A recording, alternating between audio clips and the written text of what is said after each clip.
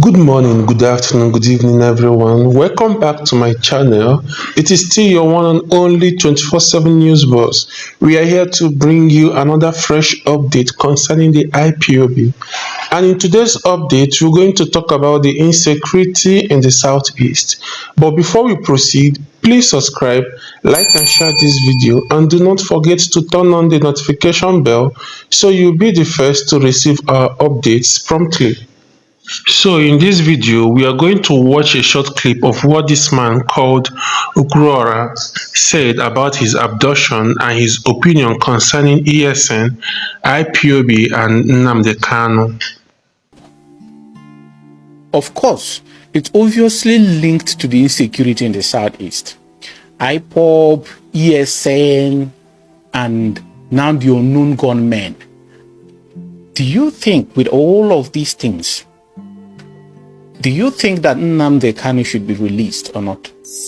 Well, Nnamdi Kanu should obviously, clearly be released.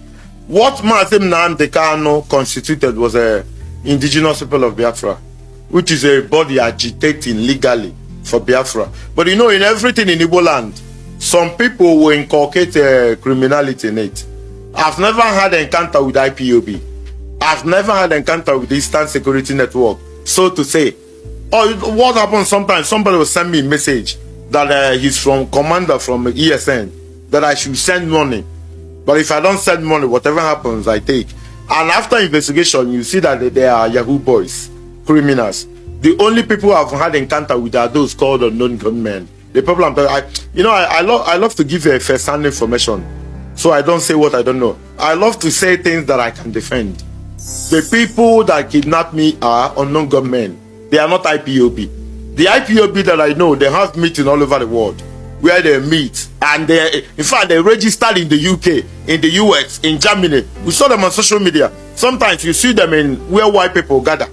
In fact, I think 30th of May worldwide, they go to parliament, they do peaceful march. It shows that IPOB is a legitimate organization, or a people, or an entity seeking to peacefully move away. Even though I am of the opinion that we have people in National Assembly who can also raise the motion, the same way they are raising the motion of other state. So I won't talk about the Eastern Security Network. I don't know them. It might be some criminals parading themselves.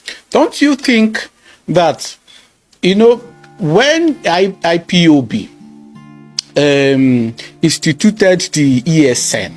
Did they institute the ESN? Did they? Yes, they were the one that founded ESN. I don't know. Yeah, they did. The record is there. They founded ESN as the military wing of IPOB. So, and they empowered them. In fact, we saw videos then where we saw them with, you know, guns and other weapons. Don't you think that this same ESN are now the one who are terrorizing the Southeast in the name of unknown gunmen? Like I said, this is for the security. I know you don't have a first-hand fact. That is, you're going to say that, but what do you think from your own understanding of the happenings across the region? Okay, look at me now. I was kidnapped in Imo State, in Omaka. Some people are saying that it wasn't in Omaka, that it's in Bitolu. Some people are saying it's Ezioha. Some people were saying that I was never kidnapped. Some people are telling me to bring receipt of the money I paid to Money Point. Different people, different opinion. I think telling you about ESN is wrong because I have no knowledge of them. When I was following Biafra was while Mazi Nnamdi Kanu was still out there preaching, saying things. I like some, I don't like some. I love to say things that I know. I'm seated here talking about unknown gunmen because they nearly shot my skull. Until I have an encounter with the ESN, or I'm not an IPOB member, but I'm sure it's a legitimate organization worldwide. Even in Nigeria, I think they are registered. They are registered everywhere in the world. It is difficult to find a country where indigenous people of Biafra are not registered. In fact, in UN Charter, they are legitimate. Even as Ebonyi State, you have the right to go and say you want Ebonyi State to detach themselves from anything called Eastern Nigeria. You want to join the North. It's a duty of your lawmakers to go to Abuja, raise a bill, debate, and if it works for them, so be it. So I've had encounter with unknown gunmen. They are barbaric. But for IPOB, I've not. For Eastern Security Network, I've not. Everything you said might be true, but I have not. Because I love to defend what I know.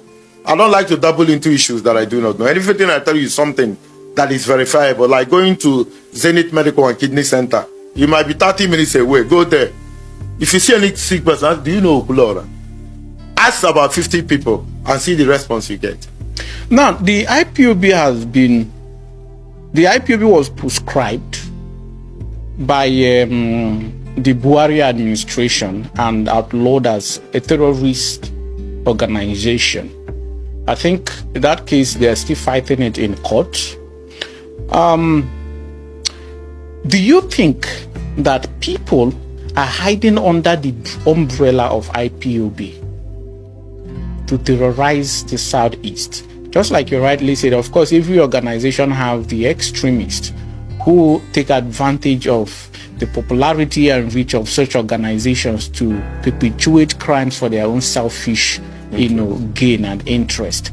Do you think that the IPOB is giving a bad name, and that Nnamdi Kanu, who is the leader of this IPOB, has been given a bad name by the atrocities of those who do not subscribe to the vision and the true agitation of the organization? So, moving straight to the update for today, the lingering security crisis in the Southeast region has continued to raise national and international concerns as the activities of the indigenous people of Biafra and its armed wing, the Eastern Security Network (ESN), and the counter-response of security agencies intensify. In recent years, the Southeast has witnessed a disturbing rise in violence, including attacks on security formations, government buildings, markets, and transport workers, alongside the enforcement of the controversial sit-at-home directives by non-state actors. Many residents and observers trace the unrest to the pro-Biafran struggle spearheaded by IPOB, while others argue that opportunist criminal elements have hijacked the situation, worsening insecurity in the zone. At the heart of the tension is the detention of IPOB's leader, Mazi Nnamdi Kanu, who has been in custody of the Department of State Services (DSS) since his extraordinary rendition to the Zoo Nation in 2021. IPOB maintains that Kanu's continued detention is unlawful, citing various court rulings that ordered his release, while the Zoo government insists on prosecuting him on terrorism-related charges. The deadlock has fueled agitation in the region, often manifesting in violent confrontations between ESN operatives and the security forces. The Eastern Security Network, set by IPOB in 2020, was originally presented as a self-defense outfit aimed at tackling herdsmen violence and protecting farmlands. However, security authorities accuse the group of being behind the attacks on military checkpoints, police divisions, and attacks on civilians. Just last week, the Zoo Nation Army and police announced fresh operations in parts of Imo and Anambra states, claiming to have dismantled several ESN camps. The operation reportedly resulted in heavy casualties, with both sides sustaining losses, though figures remain disputed. Residents of the Southeast, caught in the middle of the crisis, have continued to lament the deteriorating security situation. Markets, schools, and businesses remain paralyzed every Monday due to the sit-at-home order originally declared by IPOB to press for Kanu's release. Although IPOB leadership later suspended the directive, enforcement by splinter groups and armed gangs has kept the tradition alive. The economic losses run into billions of naira weekly, with traders, transporters, and small businesses being the worst affected. Community leaders, religious groups, and civil society organizations have repeatedly appealed for dialogue as a solution. The Ohaneze Ndị Igbo, the apex socio-cultural body of the Igbo people, has urged the zoo president to release Kanu as a step towards restoring calm in the region.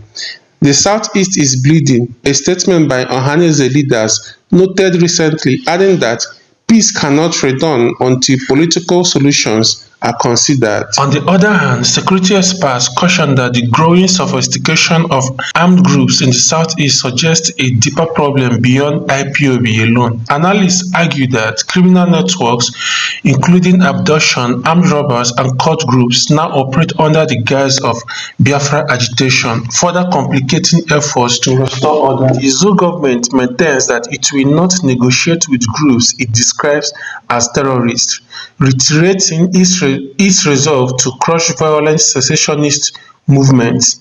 The Minister of Information recently insisted that IPOB and ESN remain proscribed organizations, warning that anyone supporting their activities is aiding insecurity. As the stalemate continues, ordinary citizens in Imo, Anambra, Enugu, Abia, and Ebonyi states live under a cloud of fear.